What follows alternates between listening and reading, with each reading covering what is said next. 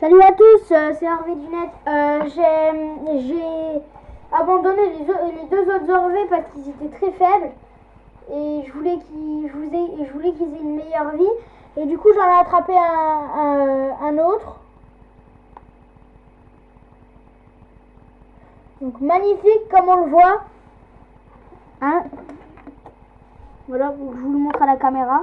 Bon, c'est la première fois qu'il voit une caméra de sa vie. Hein, c'est la première vidéo que je vous fais avec lui. Et regardez sa queue. Ça c'est le signe qu'il est en vie et qu'il va très bien. Et là il est beaucoup mieux parce que j'ai humidifié sa peau. Ce qui fait qu'il est beaucoup mieux sur ce terme. Désolé. C'est la caméra qui est tombée. À part ça, les soucis de luminosité, je les ai améliorés sur ma dernière vidéo. Donc je vais essayer de faire ça pour chaque vidéo. Et je vais essayer de bien les améliorer pour plus de confort pour vous. Voilà, donc là il faut savoir que c'est une vidéo actu. Hein, donc déjà vous montrer mon nouvel Orvet. Vous dire que c'est une femelle. Une jolie femelle. Qu'elle fait 25 cm de long. C'est déjà grand. Qu'elle est beaucoup plus grande que les deux autres. Qu'elle a la queue bien pointue et pas coupée. Et surtout, qu'elle est beaucoup plus belle déjà.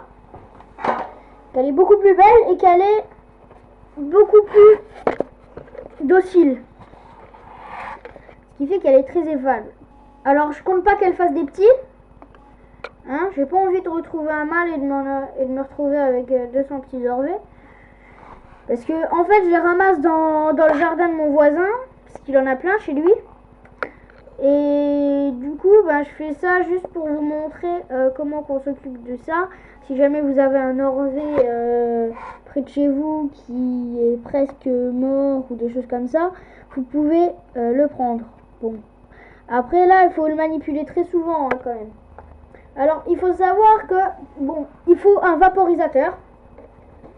Hein, un vaporisateur pour vaporiser de l'eau de temps en temps. Pour que ce soit toujours bien humide, parce que quand c'est humide, l'Orvet il se change chez lui. Donc après j'ai fait plusieurs choses. Hein. J'ai enlevé le tas de fumier parce que j'ai remarqué que ça pourrissait. J'ai enlevé le tas de fumier, j'ai mis de la terre avec des cailloux, j'ai ramassé des beaux cailloux que j'ai trouvés dans mon jardin. Alors par contre il y a des nouveautés, hein. J'ai mis ça dans son bac hein, pour qu'il puisse s'amuser. J'ai mis ça hein, pour qu'il puisse aller au-dessus, dedans et tout et tout. Donc là je lui ai mis des petites fourmis, je sais pas si vous voyez à l'intérieur de l'aquarium.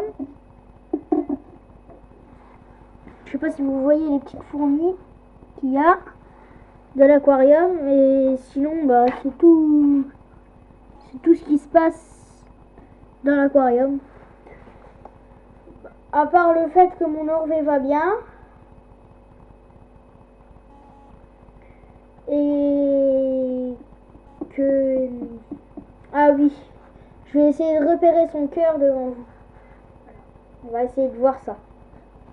On va essayer de retrouver son cœur.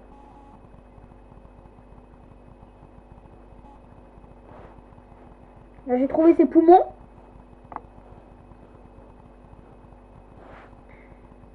Et j'ai trouvé son cœur.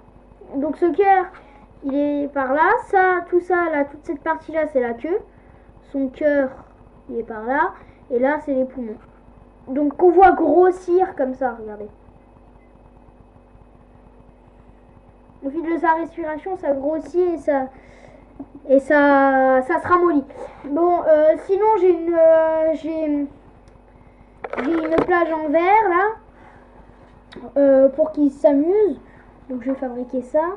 Voilà, et c'est aussi pour mes expériences. Hein, parce que des fois je fais des expériences, je m'amuse à faire plein de choses. Je fais des expériences. Ensuite sur mon matériel, il faut savoir que là pour les vidéos j'utilise un Kidi Zoom. Mais le mieux c'est que j'ai pris ce bocal pour constituer des réserves de nourriture. Bon, pour l'instant, il n'y a rien dedans. Hein. J'ai encore rien mis, j'ai déjà mis 2-3 fourmis. Ça suffira pour aujourd'hui, mais il faut chasser régulièrement. Donc, il faut lui donner des repas variés.